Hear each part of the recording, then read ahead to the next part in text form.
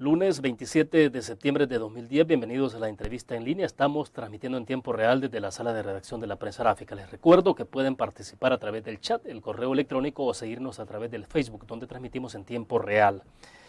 Un saludo a nuestros cibernautas que nos siguen a través del www.laprensarafica.com y a quienes nos ven en CCTV Canal 25 a las 9 de la noche.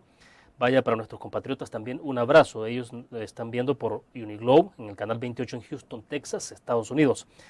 Con nuestro invitado de este día haremos un análisis sobre el estado de la justicia en el país y desde luego la resolución de la Corte Suprema de Justicia sobre el artículo 191 del Código Penal.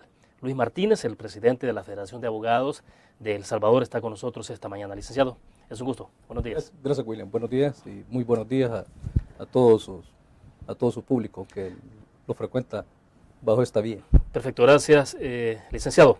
Bueno, el pasado viernes, casi en horas de la noche, la Sala de lo Constitucional de la Corte Suprema de Justicia, Luis, ha emitido una nueva resolución respecto del artículo 191. Me refiero a nueva en términos a las otras resoluciones que han habido. Sobre el Código Penal, al declarar inconstitucional el inciso 3 del artículo en el que argumenta el principio de igualdad jurídica. Yo quiero saber en principio, Luis, cuál es la evaluación que usted está haciendo de esta resolución. Sí, gracias, William. Debo decirle que yo soy fiel creyente de que el periodismo en libertad constituye la piedra de toque de la calidad de toda democracia. Y un periodismo sin libertad creo que es dañino para la misma. El debate sobre el artículo 191 ha concluido.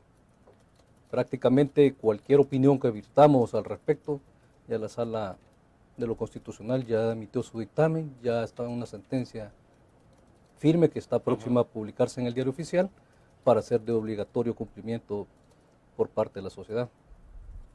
Ahora podemos criticar o hacer observaciones sobre el contenido de la misma, pero creería que poco o nada va a contribuir ya al impacto o al golpe que se ha dado hoy al proceso de libertad de expresión.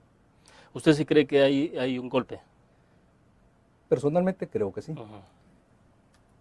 Principalmente por los efectos de la misma sentencia, que lo que va a conllevar es a una autocensura previa en la relación que tienen tanto los periodistas en el libre ejercicio de su profesión con los medios a través de los cuales se comunica o se hace llegar la información a la ciudadanía.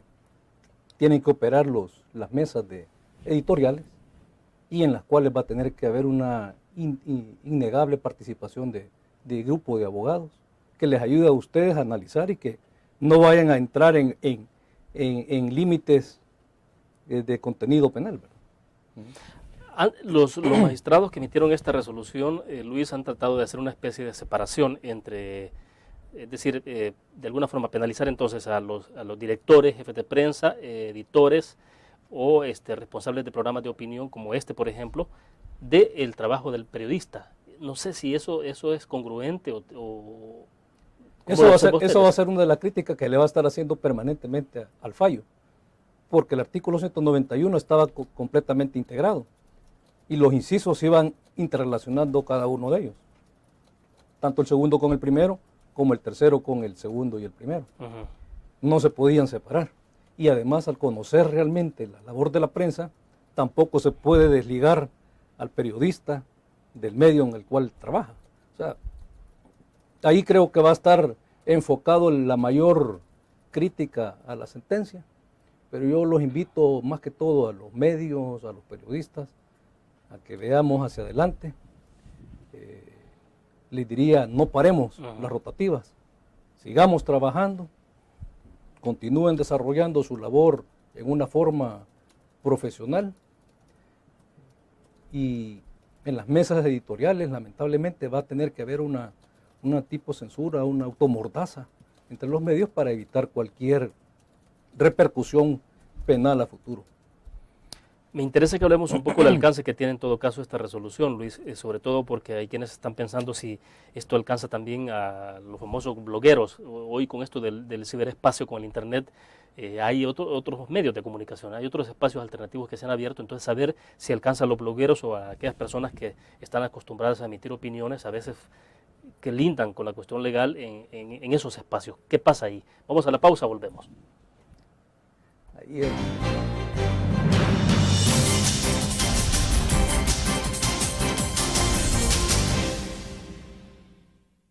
Hace Suiza 40 años asegurando su tranquilidad.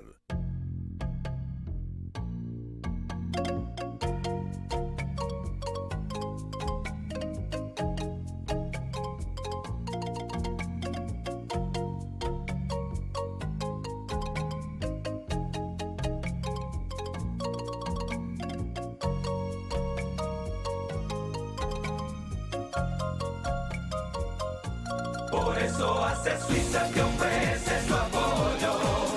Hace Suiza es ágil y profesional. Hábilmente responderemos para conservar tu bienestar. Hace Suiza es tu muralla de seguridad.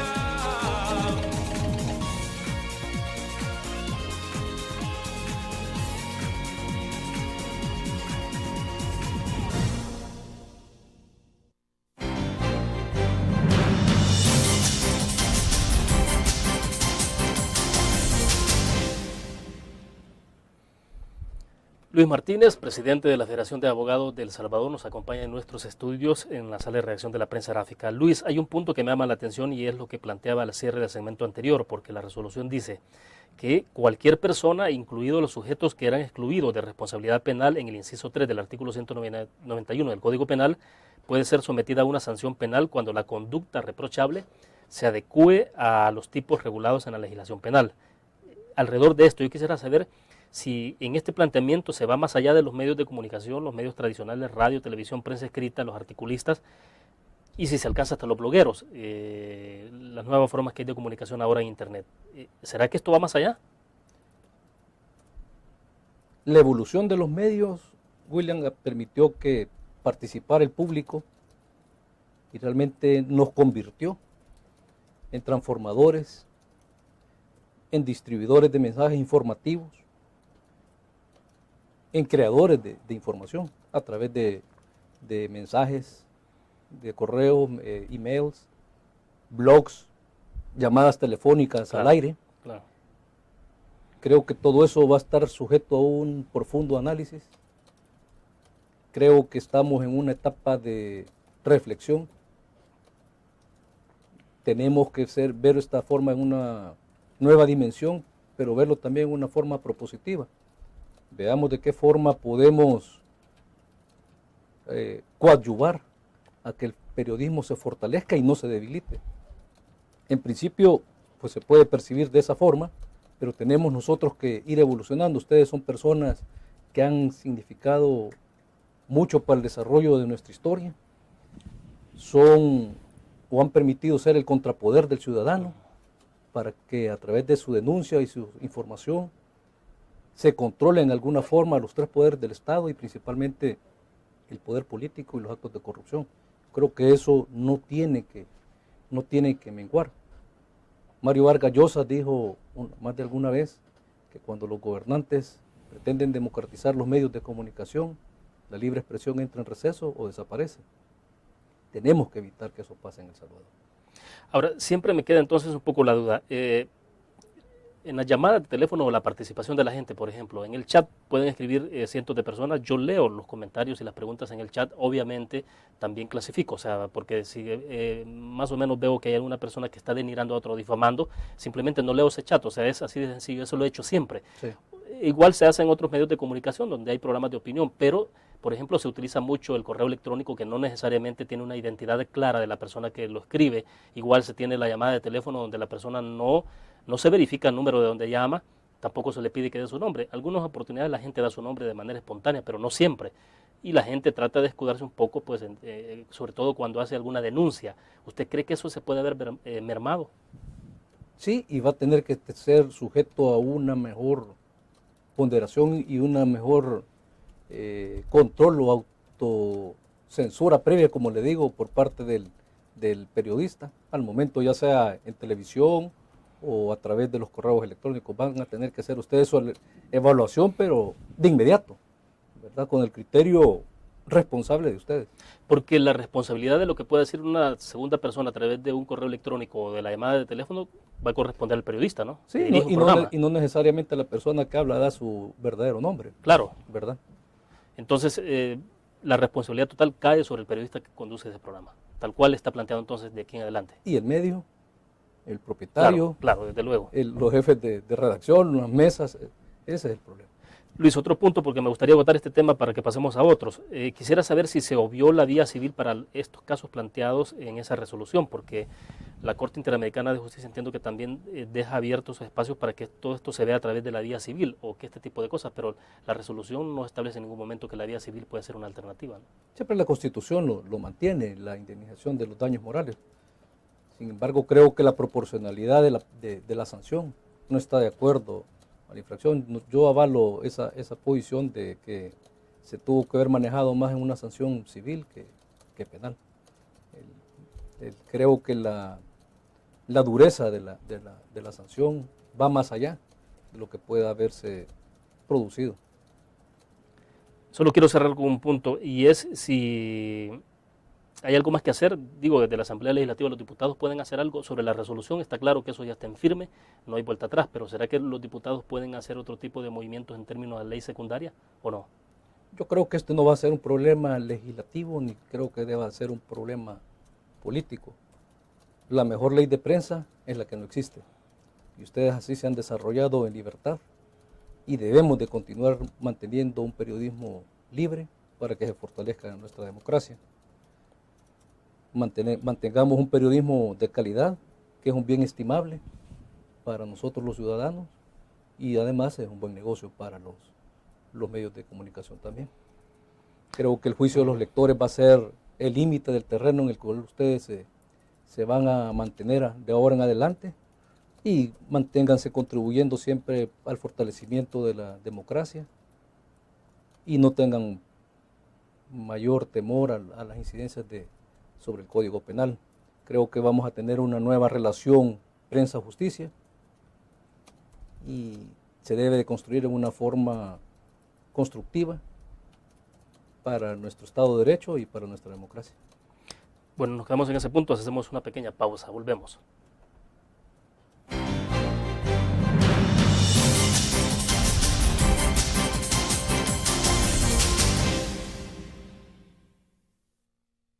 Todos los días salimos a dar lo mejor de nosotros, salimos a dejar el corazón en el trabajo.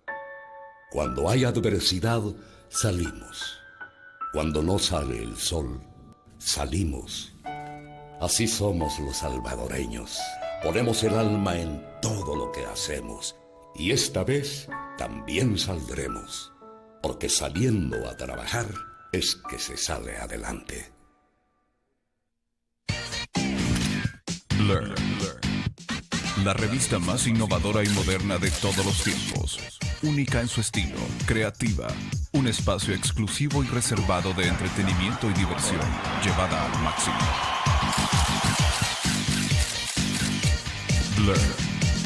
Time Out, Movie, lo mejor de la cartelera. Art. Shopping, la guía de la moda. Go, viajes cortos fuera de la ciudad. Blur.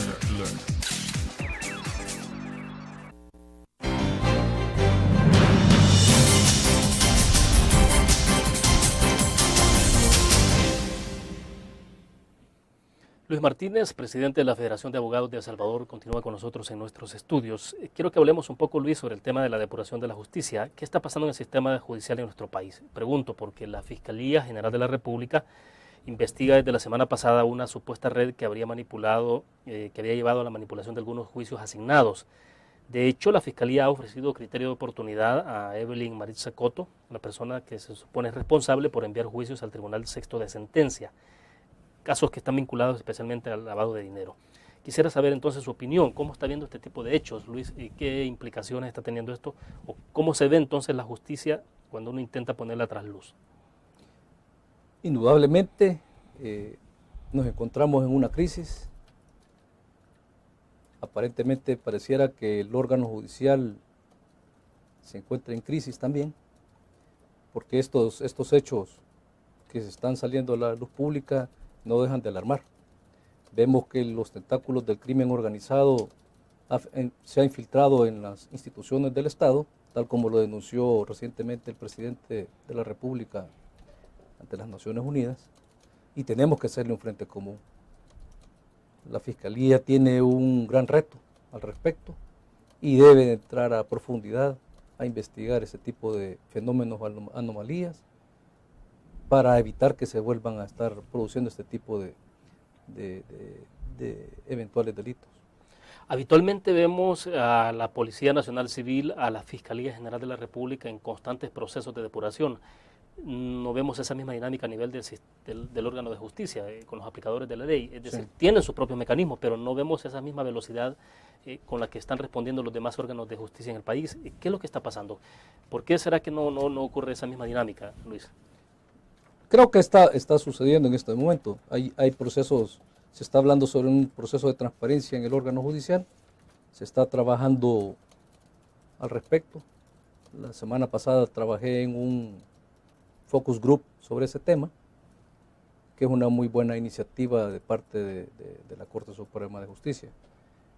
La verdad que no podemos deslegitimar a un poder del Estado que presta un servicio esencial para el funcionamiento de la democracia y que predica la Constitución. Hay valoraciones relativas que no deben causar ningún tipo de confusión, ya que hay cierto contraste y está cargada de estadísticas no confiables o muy superficiales.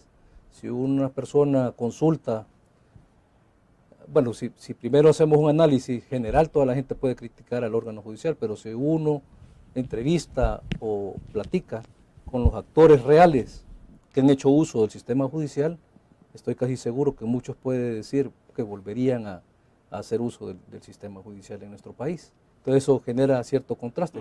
Tenemos que hacer un análisis real, confiable, para evaluar cómo realmente está el órgano judicial. Estos fenómenos pueden ser fenómenos aislados, pero que se deben de controlar y perseguir a fondo. Ahora, pero debo entender que en el Departamento de Investigación Profesional de la Corte hay, no sé, si mal recuerdo el dato que me daba en algún momento el magistrado González de la Corte Suprema de Justicia, que eran alrededor, no sé si de 700 casos que estaban de denuncias y solicitudes obviamente de investigación de algunas personas sobre las resoluciones de algunos jueces o conductas de algunos jueces. Sin embargo, sobre esas 600, 700 habría que determinar, digamos, cuáles son las reales o las que deben de pasar o concluir un proceso de investigación, pero en todo caso lo que se notaba era que había poca agilidad en el proceso de depuración. Sí, tal vez no creo que hayan 700 denuncias contra 700 jueces, porque prácticamente sería un caos. Creo que la población de jueces son 700, alrededor de 700. Tenemos jueces confiables, tenemos jueces respetables. Creo que si habrá alguna manzana podrida no llegará ni a 1 o 2% de ese universo de jueces. Obviamente la sección de investigación, los controles judiciales tienen que funcionar. El control de la Corte Suprema de Justicia, el control del Consejo Nacional de la Judicatura, el control de la sección de investigación judicial, el control de probidad también. Tenemos que obligar que estas instituciones funcionen y hagan bien su labor para evitar todo este tipo de cuestionamientos e irregularidades. Claro. Una pequeña pausa, volvemos con más de la entrevista en línea.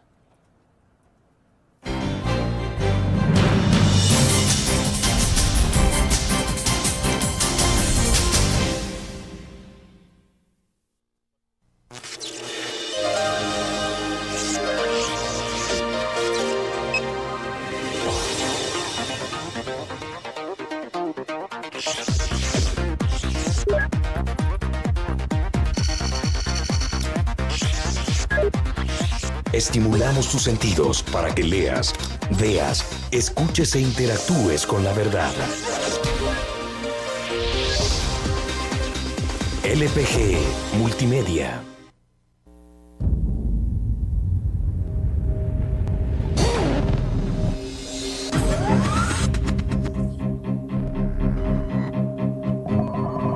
El inicio de una estrategia financiera desde los negocios y la actividad económica hacia toda Centroamérica. El Economista Regional, una revista especializada donde encuentras el panorama empresarial y los principales movimientos financieros. El Economista, el modelo regional de información económica.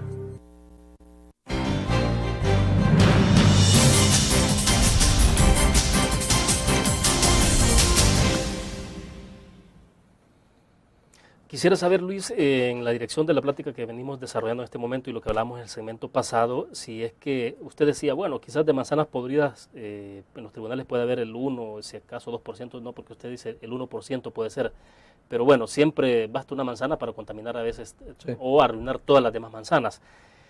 Yo quiero insistir un poco sobre los mecanismos de depuración, qué tan expeditos en un momento determinado pueden ser y qué tanto a veces en lugar de ayudar obstaculizan más esos procesos. Y por eso es que insisto un poco sobre el tema de si habría que cambiar o no algunos mecanismos y hacer más expeditos estos procesos. Indudablemente que sí. Creo que los sistemas de investigación y depuración judicial deben de ser mecanismos más eficientes y sin atentar también contra la independencia judicial. Acuérdense que los jueces gozan de esa garantía y que también es una garantía también para la justicia, que los jueces trabajen sin ningún tipo de presión. No pueden desarrollar su labor de una pronta y cumplida justicia bajo un tipo de presión. Debemos de dejar que los jueces se desarrollen y se desenvuelvan bien. Y paralelamente que los sistemas de investigación profesional hagan su labor de una forma también eficiente para evitar eso. Bueno, una investigación profesional eficiente ayudaría o evitaría que algunos jueces se puedan aprovechar también de ese espacio que tienen, ¿no? Correcto. O sea, que en el marco de la independencia algunos se puedan aprovechar y decir, bueno, como tengo suficiente independencia, soy inamovible, soy intocable, entonces puedo hacer cualquier cosa. Ahí debemos de ver la responsabilidad, la confiabilidad de la persona, pero sobre todo, William, yo invito a que tengamos confianza pública en el Poder Judicial. Realmente debemos de confiar en la labor que ellos hacen en el día a día. Creo que contamos con jueces con una vocación real para ser impartidores de justicia y debemos también de fortalecer nuestro Estado de Derecho. Lo que sí no podemos permitir es que los jueces sean utilizados por sujetos vinculados al crimen organizado, ni prestarse a actividades cuestionables. Se deben de evitar, pero precisamente ahí creo que el Consejo Nacional de la Judicatura tiene un gran reto. Y ahí es donde tenemos que enfocarnos, porque las instituciones, como le digo nuevamente, que funcionen. De hecho, ya vamos a hablar un poquito más adelante del Consejo de la Judicatura, cómo quedó integrada, hay un nuevo Consejo de la Judicatura, hay mucha especulación en términos políticos, sobre todo ideológicos, sobre esa nueva composición y de eso quiero que hablemos. Pero, por ejemplo, aquí nos están preguntando a través del chat en el Facebook, señor García, dice, si las crisis, bueno, hay un error ahí en el apellido, pero es decir, la crisis que pasa el órgano judicial de nuestro país está relacionada con casos de infiltración del crimen organizado. Esa es la pregunta puntual ¿qué opina? La crisis del órgano judicial. Bueno, creería que no quiero estigmatizarlo o ponerle el calificativo de crisis del sistema judicial. Realmente, si existen críticas hacia el mismo, son de diferente naturaleza. En cuanto al crimen organizado, obviamente ocupa cualquier tipo de mecanismos y va evolucionando en su forma de operar, que indudablemente infiltra parlamentos, infiltra cuerpos de seguridad, infiltra Ministerio Público, infiltra Poder Judicial. Tiene tanta capacidad de penetración el tipo de crimen organizado que tenemos que estar alertas para evitarlo y contrarrestarlo. ¿Qué es lo único que puede convertirse en un obstáculo para el crimen organizado, para evitar que termine permeando tanto las instituciones? Precisamente la denuncia a través de los medios de comunicación, información que ustedes vierten y descubren, pues ustedes descubren y echan y ponen en la realidad hechos oscuros o que están completamente escondidos, y es eso lo que tenemos que hacer, denunciarlos y sacarlos y castigarlos. Bueno, pero con el 191 ha cambiado mucho eso, o sea, eso de la denuncia me da la impresión de que va a ser un poco más complicado ahora en adelante, ¿no? Bueno, creo que vamos a desarrollar un periodismo responsable y las investigaciones van a ser responsables y la información que transmitamos va a ser igualmente responsable. Bueno, hacemos otra pequeña pausa, ya volvemos.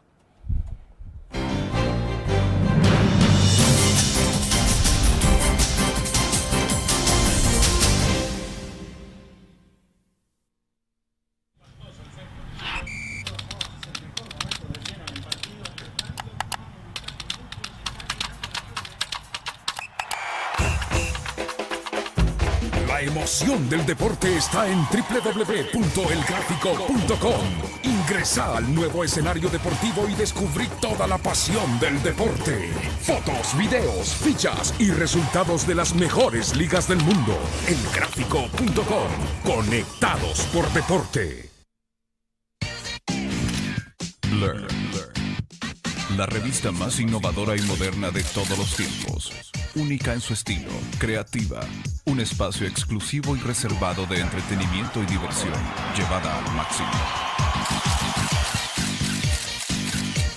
Blur. Time Out, Movie, lo mejor de la cartelera. Art. Shopping, la guía de la moda. Go, viajes cortos fuera de la ciudad. Blur.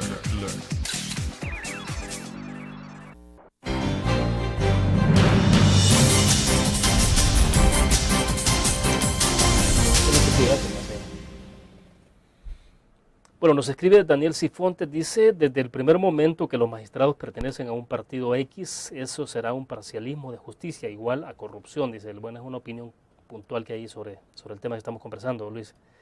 Y es porque, bueno, eso nos lleva a hablar un poco, y justamente de eso quiero que desarrollemos en los próximos minutos, es sobre la reciente elección que hubo de los concejales al Consejo Nacional de la Judicatura. Lo que se dijo alrededor de esto, un poco lo que salió fue la posibilidad de que tuviéramos un Consejo de la Judicatura mucho más ideologizado. Ahora, no sé cuál es el análisis que ustedes como abogados están haciendo, pues si al final de cuentas lo que ha habido es una elección de la Asamblea Legislativa como las que han ocurrido en el pasado, o ahora hay algo distinto. La verdad que los funcionarios al momento de tomar la protesta de ley juran cumplir y hacer cumplir la Constitución y las leyes, y se deben de desligar completamente de sus ideologías políticas o de los patrocinadores políticos que los pudieron haber hecho llegar a determinado cargo público. Bueno, eso es lo que indica la teoría, ¿no? O sea, en términos teóricos y así debe de funcionar, ¿verdad? Es el deber ser, exacto. Y el deber ser. Y el Consejo Nacional de la Judicatura debe ser el ejemplo de tal misión. Entonces el reto y el desafío que tienen hoy los nuevos concejales es cambiar completamente esa percepción que tiene el público, ¿verdad? De que se lleve la política al seno de la justicia. Dicen que cuando la política entra en el Palacio de la Justicia sale corriendo por la ventana. Tenemos que evitar que eso suceda. Y el Consejo Nacional de la Judicatura, hoy más que nunca, tiene un gran reto en sus hombros, y creo que estas personas, la mayoría, tienen la capacidad para asumir ese gran reto. ¿Usted aspira a que entonces la nueva composición del Consejo Nacional de la Judicatura no termine o no derive las resoluciones, el trabajo que desarrollen ellos no termine entonces con una orientación estrictamente política o sesgada en términos partidarios? Esperemos que no, ¿verdad? Porque la justicia no puede ser contaminada con la política. La justicia debe mantenerse una pureza en su derecho, y ese es el compromiso y la obligación que tienen estos nuevos concejales, evitar que ese fenómeno se dé.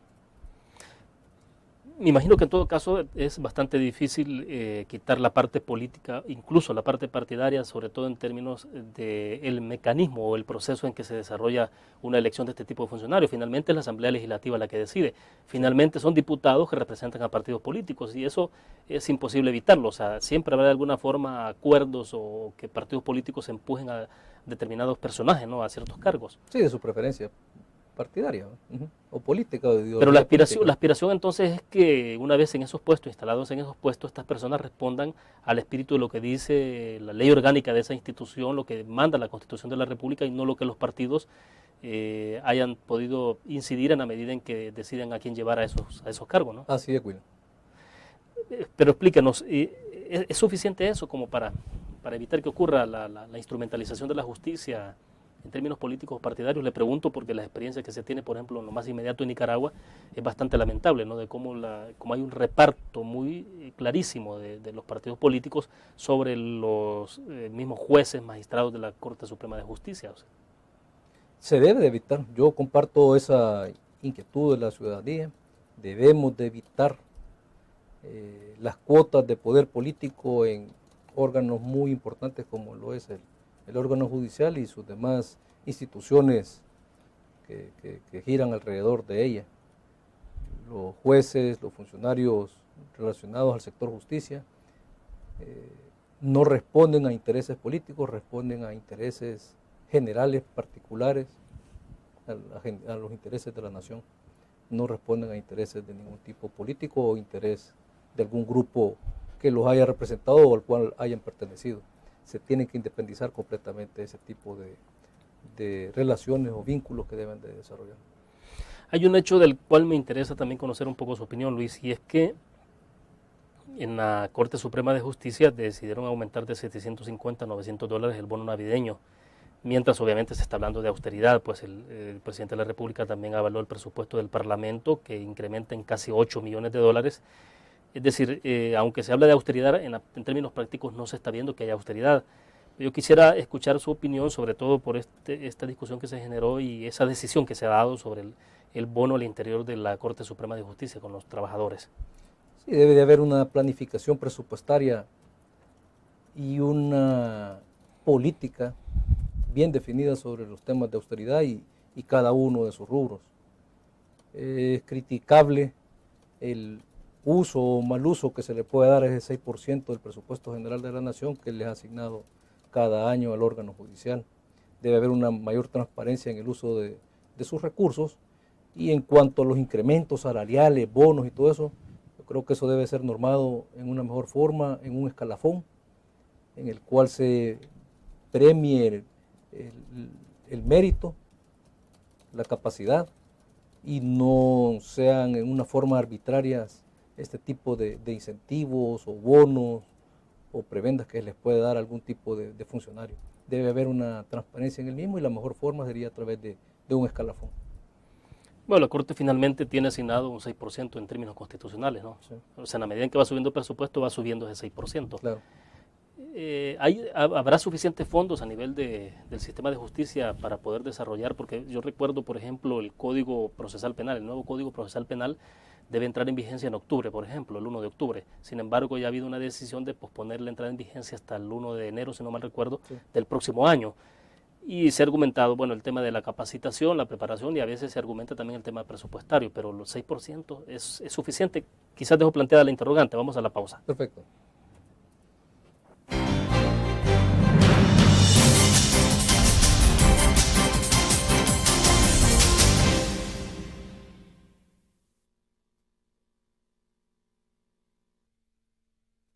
Hace Suiza, 40 años asegurando su tranquilidad.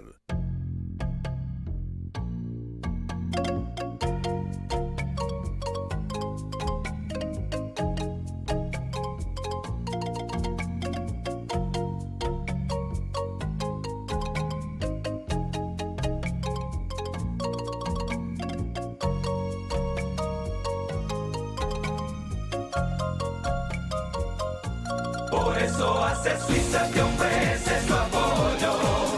Hace Suiza es ágil y profesional. Hábilmente responderemos para conservar tu bienestar. Hace Suiza es tu muralla de seguridad.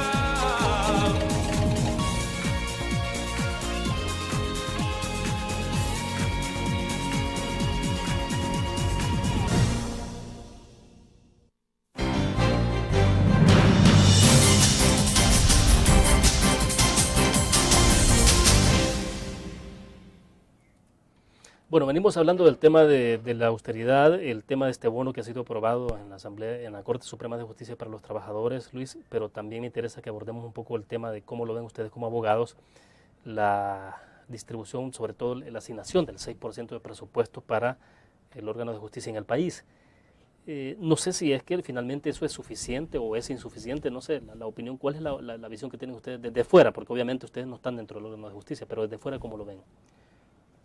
Creeríamos de que hay mucho por hacer en el órgano judicial, principalmente en la parte presupuestaria y en la parte de actualización y modernización del órgano judicial.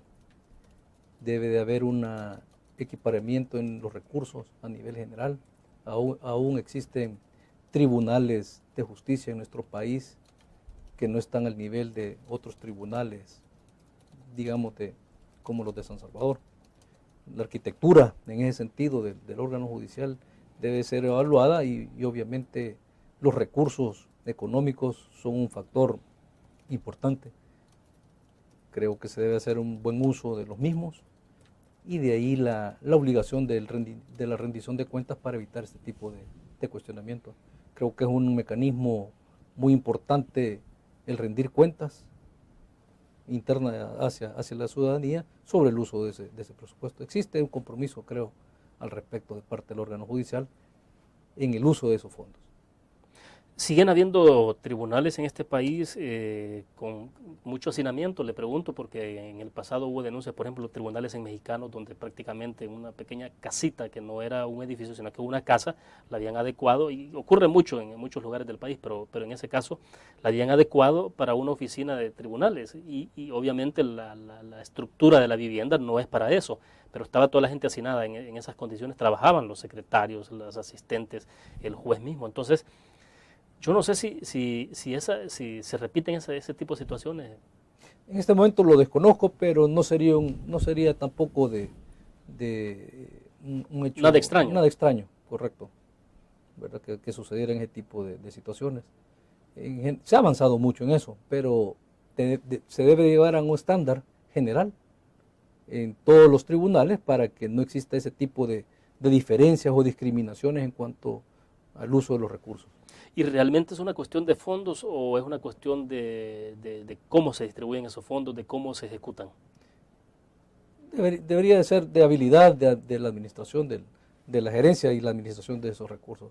Hay que hacerlo de una forma más eficiente, controlada y transparente. Ustedes como Federación de Abogados, ¿cuál es el papel que desempeñan en términos de, no sé si hay alguna unidad dentro de la Federación que da un poco de seguimiento a todo el tema de transparencia, de ejecución o de la aplicación misma de la justicia en el país? Hoy que tomé la presidencia de la FEDAES, hoy en el mes de julio, que de hecho debo decirte que es una FEDAES con un alto liderazgo, ya que estamos en la junta directiva todos los presidentes de las asociaciones federadas en la misma.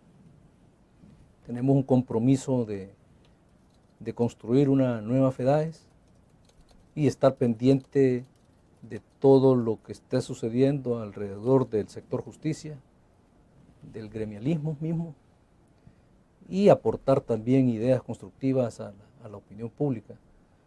Estamos en esa fase, William, de crear las comisiones respectivas dentro de un plan estratégico que también estamos construyendo actualmente en la FEDAES. Y va a ser un punto importante a considerar eso que tú me sugieres en este momento. Porque uno desde fuera, por ejemplo, ve el Centro de Estudios Jurídicos, por ejemplo, del país, con mucha actividad, con mucha presencia, creo que no solo mediática, sino también de mucho análisis interna, de mucha discusión. Entonces, uno esperaría ver las instituciones, por ejemplo, como FEDAES, trabajando en ese sentido, ¿no? Con observatorios de la aplicación de la justicia para tener nuevos referentes y quizás análisis mucho más frescos sobre cómo se está aplicando la justicia en el país, ¿no? Sí, esa asociación que tú mencionas forma parte de la federación. Ah, claro. Y el presidente de la misma está en la junta directiva actualmente acompañándome y sirve de mucho apoyo para nosotros. Estamos innovando, estamos creando nuevas ideas y esperamos oportunamente tener muy buenos resultados al respecto. Principalmente la misión que tenemos es de unidad y dignificación de la profesión y contribuir a este tipo de debates y en una forma bastante constructiva. y vamos a seguirlo haciendo. Perfecto, vamos a la pausa. Cuando regresemos hablemos un poco de la visión de FEDAE sobre el país, cómo se ve el país en el tema de la aplicación de la justicia. Ya hablamos un poco sobre el tema del presupuesto, pero también hablar de la visión concreta que ustedes tienen. Ya volvemos.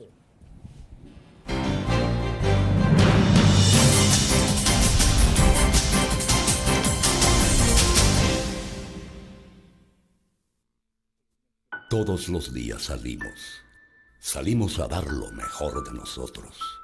Salimos a dejar el corazón en el trabajo.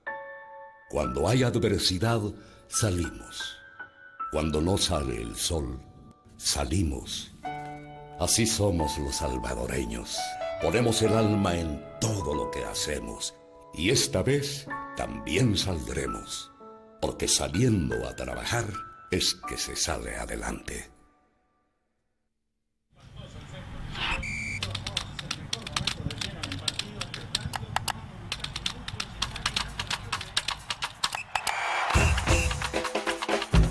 La emoción del deporte está en www.elgráfico.com. Ingresa al nuevo escenario deportivo y descubrí toda la pasión del deporte. Fotos, videos, fichas y resultados de las mejores ligas del mundo. Elgráfico.com. Conectados por deporte.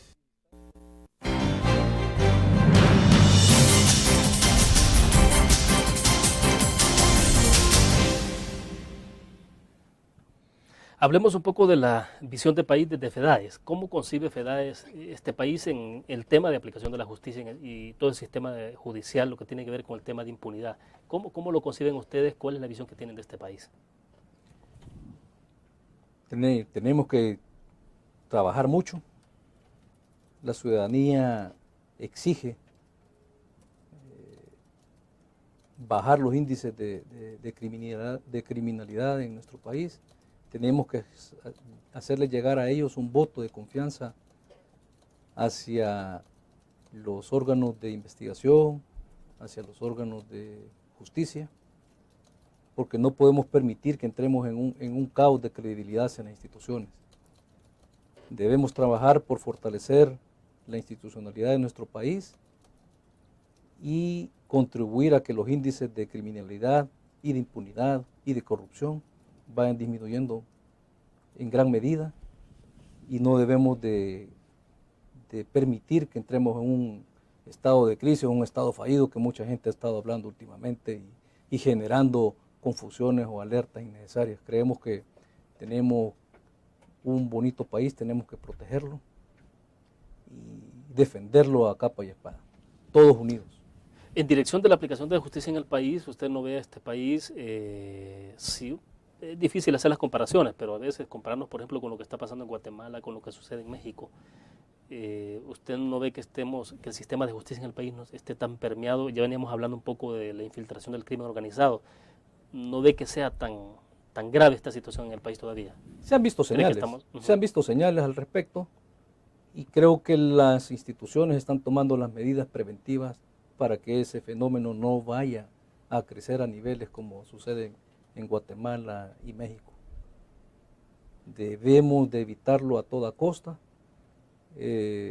Tanto la Fiscalía, la Policía Nacional Civil, el Ministerio de Justicia y Seguridad Pública deben de trabajar arduamente, ¿verdad? Y cero tolerancia en esa acción. Pero sí estamos a tiempo. Sí, estamos a tiempo. Los pasos concretos que deberían de darse para ir un poco más adelante de los pasos que da el crimen organizado, del narcotráfico en el país, ¿por dónde deben de ir? O sea, ¿es de fortalecer más algunas instituciones, todo el tema de la Contraloría, por ejemplo? Debe haber una unidad de acción y una unidad de ejecución en todos los protagonistas del sector justicia y seguridad. Se deben de integrar y deben de evitar seguir buscando un mayor protagonismo el uno que el otro. Trabajen en unidad, unifiquen sus fuerzas y veremos excelentes resultados. Creo que las familias salvadoreñas, los trabajadores, los empresarios, nosotros los profesionales liberales, tenemos el derecho de vivir en un país en paz y en seguridad. Creo que nos ha costado mucho sacrificio fortalecer nuestra democracia, y en nuestro desarrollo también tenemos que permitirlo en esa línea que se vaya dando. ¿Y es posible alcanzar esa unidad en un país donde ha habido mucha polarización política, por ejemplo? Donde casi de manera permanente vivimos en elecciones. La historia nos está señalando que estamos viviendo en un periodo de consenso, de diálogo y de unidad. Esos son los momentos que estamos viviendo en nuestro país. Ir contra o navegar contra esa corriente, que las personas que lo hagan van a quedar para la historia. Nosotros vamos para adelante, William. Pero bueno, me interesa hablar del tema de unidad y si realmente se está viendo en ese sentido, por ejemplo, el combate de todas las instituciones de gobierno en el tema de la delincuencia, por ejemplo, en el tema de la violencia. ¿Qué tan unidos se está trabajando, por ejemplo, la Fiscalía General de la República, la Policía Nacional Civil y los jueces? O sea, ¿cuánta unidad se puede ver ahí? Ahí es donde hay un poco de dudas. Vamos a la pausa, volvemos. Sí.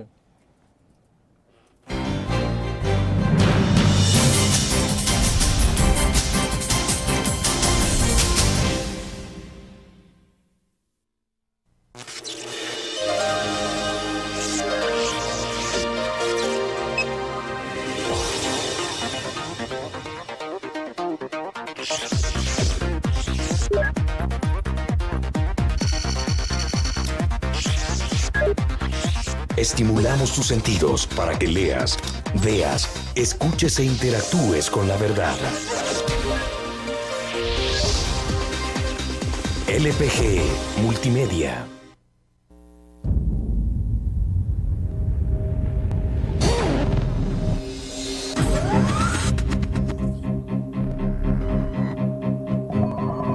El inicio de una estrategia financiera desde los negocios y la actividad económica hacia toda Centroamérica.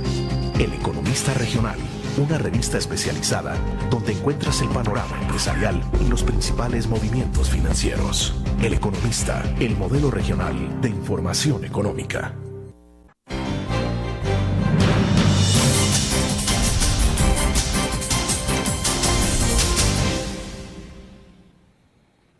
Me decía usted entonces que hay que buscar o hay que trabajar fuertemente alrededor de la unidad en este país. Pero yo le preguntaba, bueno, en el tema, y hablaba de alguna forma usted sobre el tema de la seguridad pública o de la inseguridad en este país. Y uno dice, bueno, se plantea el interrogante, ¿qué tanto está trabajando de manera unida, coordinada, eficazmente, como debería ser la Policía Nacional Civil, la Fiscalía General y los tribunales para hacer frente a la situación de violencia que tenemos en este país? Hoy, bueno, los pandilleros prácticamente pusieron de cabeza este país hace 3 semanas y fue una situación bastante caótica. Entonces uno dice, bueno, pero ¿qué está pasando? O sea, ¿hacia dónde vamos? ¿Cómo está funcionando el mecanismo de la unidad y en este caso de coordinación, por ejemplo? Sí, no dejó de ser alarmante ese fenómeno que vivimos hace unas pocas semanas. Creemos que fenómenos como ese no se deben de volver a repetir en nuestro país. Los planes contra la delincuencia deben de ser efectivos, intensos, sin descanso, 24 horas al día. Creo que la función de la Policía Nacional está encaminada hacia ese fin. La Fiscalía también está trabajando en ese rol. Los jueces están comprometidos también en su función de impartir justicia. Tenemos que darle las herramientas, leyes como la ley antimaras que se acaba de aprobar recientemente, son mecanismos que se les debe de dar a estas entidades para que se desarrollen y aportarles todo ese tipo de recursos para que cumplan bien su misión. Los jueces que muchas veces son criticados porque dejan libres a los delincuentes, debemos de ver dónde están las fallas. Prácticamente las fallas están en las mismas leyes que son aprobadas. Deberíamos de hacer una revisión de nuestra legislación general. El Código Penal ha sufrido, y Procesal Penal ha sufrido una serie de reformas que debe de ser sujeto a una nueva evaluación y emitir un nuevo cuerpo legal para que transmitamos seguridad jurídica al respecto. Usted observa desde la Asamblea Legislativa no sé si es la palabra más adecuada para calificar, pero sí hay cierta irresponsabilidad cuando se da revisiones constantes de los códigos penal, procesal penal, de los demás códigos que hay en este país, de estar revisando constantemente, estar readecuando esas normativas. La seguridad jurídica radica en la calidad de las leyes que se dan, no en la cantidad. Una producción masiva de leyes lo que genera es más incertidumbre, más inseguridad jurídica. Yo invito a los señores diputados a que reflexionen y mediten bien en la calidad de leyes que están produciendo en la Asamblea Legislativa. La FEDAES les hizo una atenta invitación a ellos a que estamos dispuestos a contribuir en la formulación de legislación o revisión para que no se estén dando ese tipo de fallas o anomalías. Debemos transmitir seguridad jurídica en todo aspecto. Bueno, aquí hay una recomendación que me están haciendo de que le consulte a usted, y eso tiene que ver con los temas anteriores sobre el tema de la libertad de expresión, pero bueno, de alguna forma fue el tema que vimos cuando comenzamos la entrevista, ¿no? Sobre el artículo 191. Pero atendemos ahí al amigo, si quiere. Sí, porque dice el país tiene el peligro de un sistema colapsado ante 3 fallos de la Corte Suprema de Justicia que afectan todo este tema de libertad de expresión, por ejemplo. Es una opinión y pregunta que hay sobre esto. Lo que está sucediendo es que en el funcionamiento de los 3 órganos del Estado, cada uno está desarrollando su función, que obviamente se llaman los frenos y contrapesos en cada uno de estos. Realmente a través de los fallos que ha emitido la Sala de lo Constitucional estamos teniendo un nuevo país, una nueva misión del país que debemos de estudiar detenidamente, y sin pasiones, sino en una forma bastante meditada y muy prudente. Bueno, hacemos nuestra última pausa comercial. Cuando regresemos quiero que me diga entonces cuál es el problema fundamental que tenemos en el país con la aplicación de la justicia. Si son entonces unas leyes, no sé si contradictorias, muy débiles, o cómo se están planteando desde la Asamblea Legislativa, y por el otro lado, si no hay demasiado garantismo de los jueces. Vamos a la pausa, volvemos.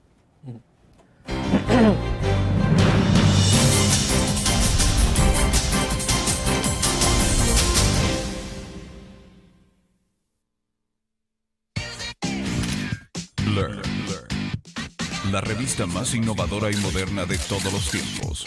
Única en su estilo, creativa, un espacio exclusivo y reservado de entretenimiento y diversión, llevada al máximo. Blur. Time Out, Movie, lo mejor de la cartelera. Art. Shopping, la guía de la moda. Go, viajes cortos fuera de la ciudad. Blur.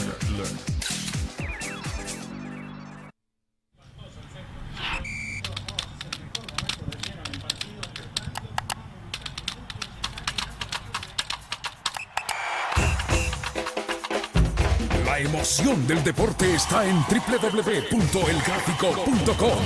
Ingresa al nuevo escenario deportivo y descubrí toda la pasión del deporte. Fotos, videos, fichas y resultados de las mejores ligas del mundo. Elgráfico.com.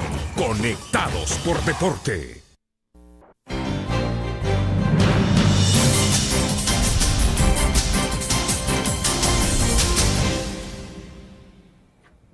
Bien, estamos al cierre de la entrevista en línea. Luis, explícanos entonces, ¿qué es lo que pesa más? ¿Es la cuestión de que también tenemos problemas desde el momento en que hay esas reformas constantes, permanentes de los diputados hacia los códigos, por ejemplo?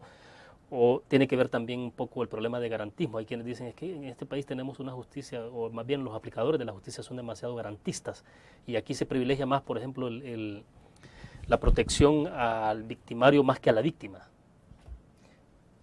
Le voy a hacer una pequeña reflexión al respecto.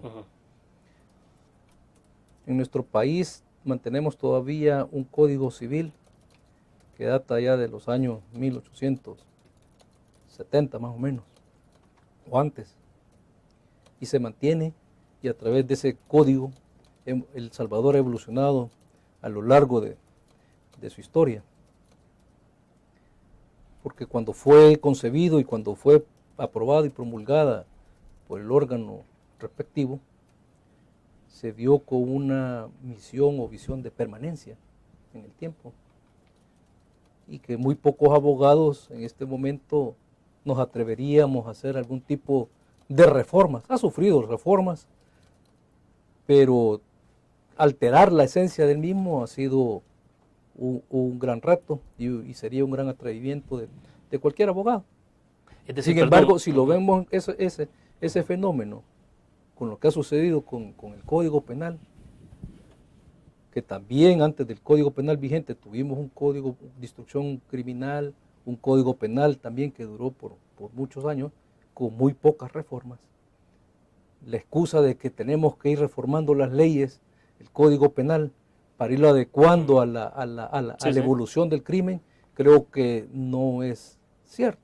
Debemos de hacer leyes adecuadas para nuestra realidad nacional. Aquí tenemos la mala costumbre de estar importando legislaciones que funcionan en otro tipo de sociedades.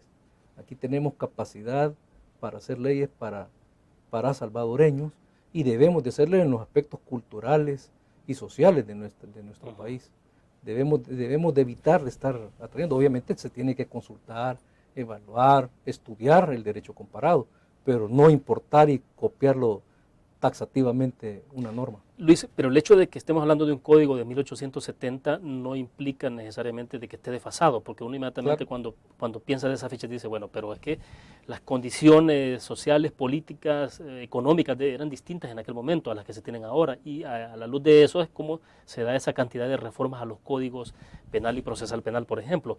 Pero en este código de 1870, usted me dice entonces que prácticamente en su esencia está vigente. Sí. El espíritu de ese código está. Y ha permitido que El Salvador se desarrolle desde aquella época hasta nuestros días en una forma como lo hemos visto. Pero entonces, ¿dónde está el kit del asunto?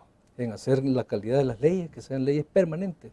Hay leyes obviamente que son leyes transitorias, como la ley estantimares pudiera ser un fenómeno transitorio, pero si queremos realmente solventar problemas estructurales, debemos de ser unas leyes serias, permanentes y que no estén sujetas a los vaivenes y cambios constantes. Eso genera una inseguridad grave para nuestro país. ¿Hay demasiado inmediatismo entonces de la visión legislativa? ¿Se reacciona mucho a las circunstancias, al momento, a la coyuntura? Sí, creería que sí. Entonces, para este tipo de leyes, creería que sí. Por eso que tienen que tener una mayor meditación, reflexión, consultas y una mejor elaboración en la técnica legislativa también. Bueno, pero eso tiene que ver entonces con un problema de visión de país. O sea, lo que no tenemos en El Salvador es visión de país. Lo mismo pasa, por ejemplo, con el tema educativo. Hace 4 o 5 años atrás se diseña un plan 2021 y sin embargo ahora lo que menos vemos de ejecución es del plan 2021. Obviamente llegó otro partido al poder, entonces lo que se hizo fue prácticamente cortar con lo que se traía. Pero me da la impresión de que eso mismo es lo que se replica a todos los niveles entonces. Sí, vaya, muchos hemos ocupado de ejemplo a Chile. Chile ha sido un país que ha evolucionado grandemente en base a una visión de país. Han sufrido cambios de gobiernos de diferentes ideologías y el país se mantiene siempre en una misma ruta hacia su desarrollo en toda dimensión, tanto en la parte judicial, ejecutiva o legislativo. Ahí es donde debe de haber esa unidad y una visión de país. Debemos de invitar a los actores políticos, a los actores importantes de nuestra día a día de la realidad nacional, que participen y construyamos hacia un país de unidad, de una visión de país. Eso debemos de impulsar. Bueno, se nos agotó el tiempo, Luis, quiero agradecerle que haya compartido con nosotros. William, muy amable. Muchas gracias a ustedes y esperamos próximamente estar también departiendo otros temas aquí con ustedes. Perfecto, gracias por compartir con nosotros. Terminamos la entrevista en línea. Les invito a que nos acompañe mañana a las 8 en punto. Estará con nosotros Walter Araujo, magistrado del Tribunal Supremo Electoral, y justamente estaremos hablando de lo que tiene que ver con el voto residencial, las modificaciones que se generan a raíz de otra resolución también de la Corte Suprema de Justicia sobre los partidos políticos, candidaturas independientes y desde luego el tema de Venezuela. Nos vemos mañana a la misma hora.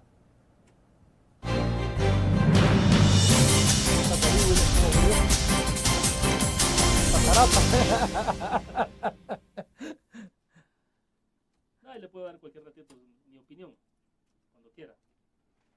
No hay problema. Déjeme el nombre ahorita.